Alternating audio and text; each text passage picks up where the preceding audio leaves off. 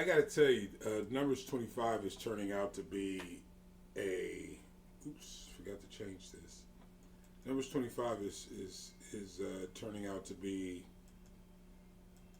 an amazing journey.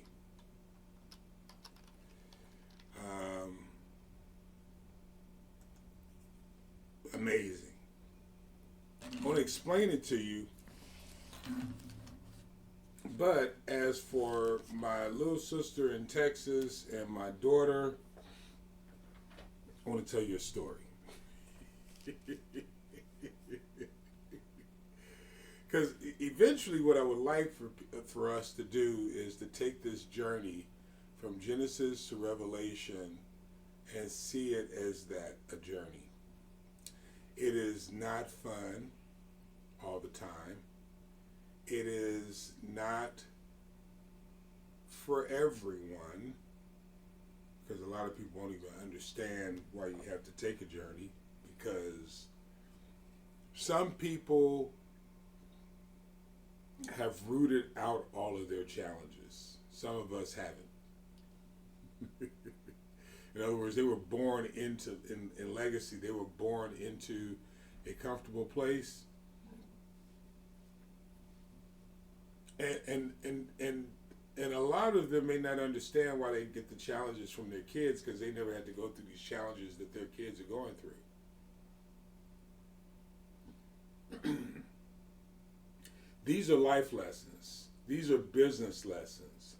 These are social lessons that we're going over. Life, business, social. Inside that, there are political lessons. That's more of the social thing. Inside that, there are talent lessons, discovering who you are in the world system, or in the system of God, or the kingdom of God. Those are business lessons. And personal lessons are just that. They're personal lessons. They're at your core, who are you and what are you here for? And I'm talking about the very core. So, you know, this is a general representation of these life lessons. When you're in touch with yourself, it makes it very easy to be in, or easier, I'll say easier, to be in touch with that which is not right. Because you understand what is right. When it's not right, you also understand, but you can't see it. It's like, okay, so that something's wrong. Something's wrong. And it's learning how to identify the wrong in your life, in society, often exercises politics, but there are other areas, and I want to be careful because I know certain people, and I don't want to say the wrong thing in my current environment, in this current perspective of life that I'm living in. But this is for my grandsons, my brothers and sisters in Kenya, my brothers and sisters in Ghana. Thank you for being accountable. God bless you all, and whomever else this helps.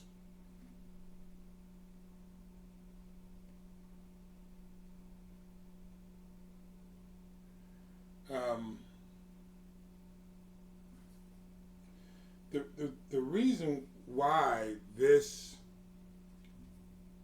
that I'm saying to you is so important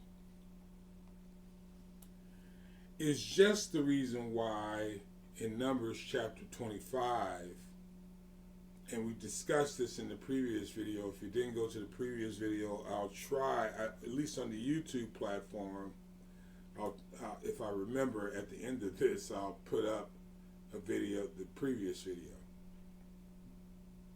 I hope I remember. Maybe I should write it down. Anyway, in the previous video, we talked about how the children of Israel started incorporating themselves into the worship of Baal Peor, P-E-O-R. It was a mountainous region, and they had settled in an area called Shittim, which is acacia wood. So this is a wooded area, beautiful. And we talked about, oh, why is this starting to do this? And we talked, yeah. And we talked about how they started taking on the practices of the region, even though God had ushered them into the region to change the region, not to be changed by the region. Spent many days, weeks, months working with them. And they began to sleep with the Moabite women. Beautiful women, but you're not supposed to start sleeping with them. And the Midian women, beautiful women.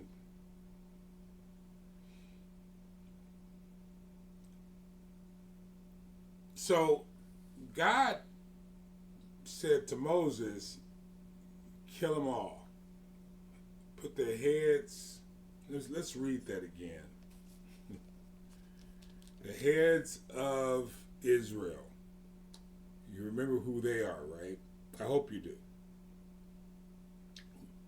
25 verse 4, and the Lord said unto Moses, take all the heads of the people and hang them up before the Lord against the sun, that the fierce anger of the Lord may be turned away from Israel.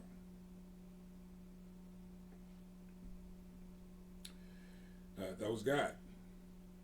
25 verse 4. Book of Numbers.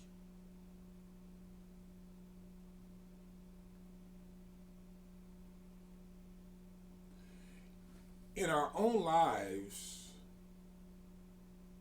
we have to determine who is leading us away from God.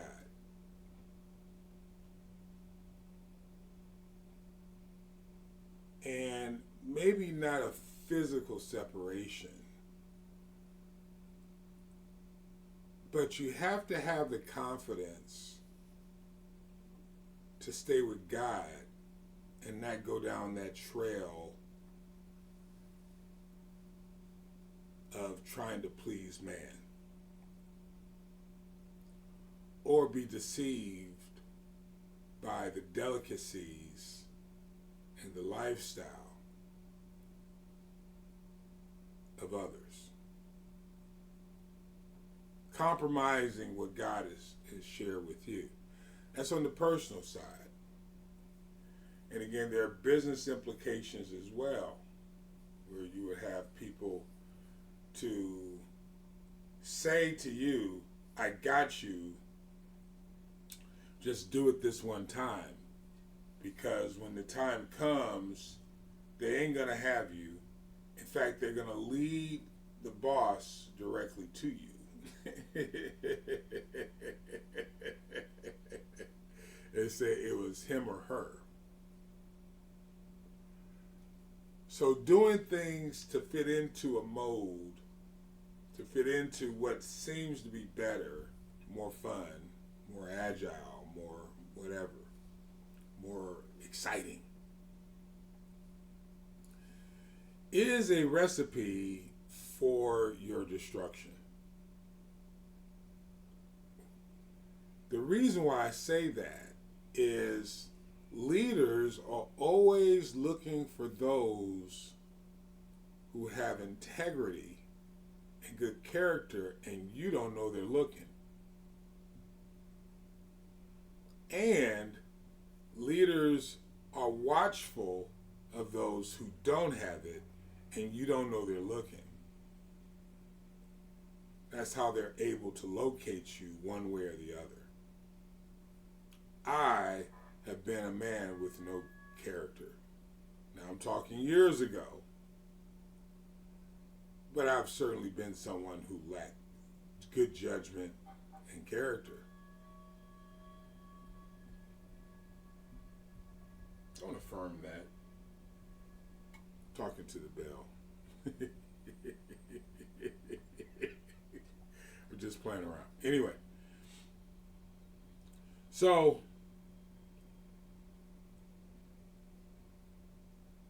making the decision not to be one of those is very difficult, especially when everyone seems to be having so much fun. In verse 7, and when Phinehas, the son of Eleazar, the son of Aaron, the priest, who's an ancestor at this point, so the ancestor, the elder, and legacy, Phinehas' legacy, he's the son of Eleazar, who is currently the high priest. And he went after the man of Israel into the tent and thrust both of them through, the man of Israel and the woman through her belly. So the plague was stayed from the children of Israel. And those that died in the plague were 24,000. And the Lord spake unto Moses, saying, Phinehas, could be Phineas, the son of Eleazar, the son of Aaron the priest, the ancestor, the elder, and legacy. I love this part because it's going to confirm to you some of the things that we've already been talking about if you're following along. It says, he has turned my wrath away from the children of Israel while he was zealous for my sake among them, that I consumed not the children of Israel in my jealousy. Wherefore, say, behold, I give unto him, Phinehas, my covenant of peace. Beautiful. And he shall have it, and his seed after him, the covenant of it. Now listen to this, an everlasting priesthood. Because he was zealous for his God and made an atonement for the children of Israel. What was the atonement? He went in and he killed the man of Israel and the woman that he was sleeping with, and he thrust her through her belly. Both at the same time.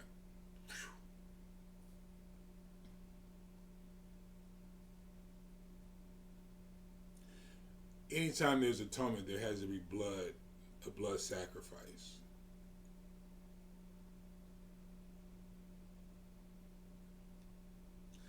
Verse 14. Now, in chapter 25, verse 14. Now, the name of the Israelite that was slain with the Midianish woman was Zimri, the son of Salu, a prince of a chief house among the Simeonites.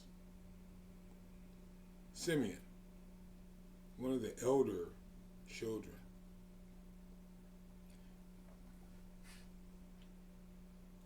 You have to watch the leadership that you follow, because we are just sheep,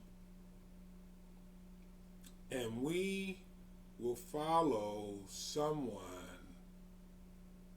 that is not thinking about you.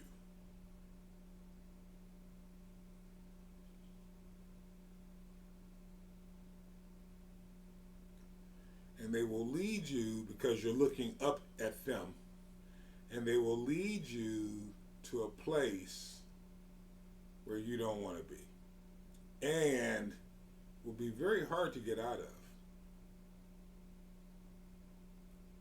Now, how did I get that from this?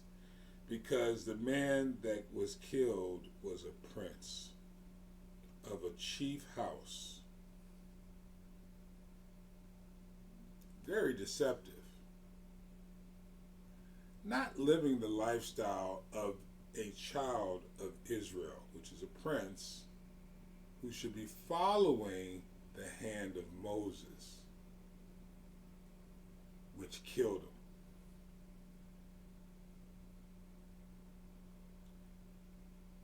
We don't think of these things in practical ways when we should be thinking about these things in very practical ways. Legacy killed that which was opposite the hand of Moses, which I call the kingdom of God.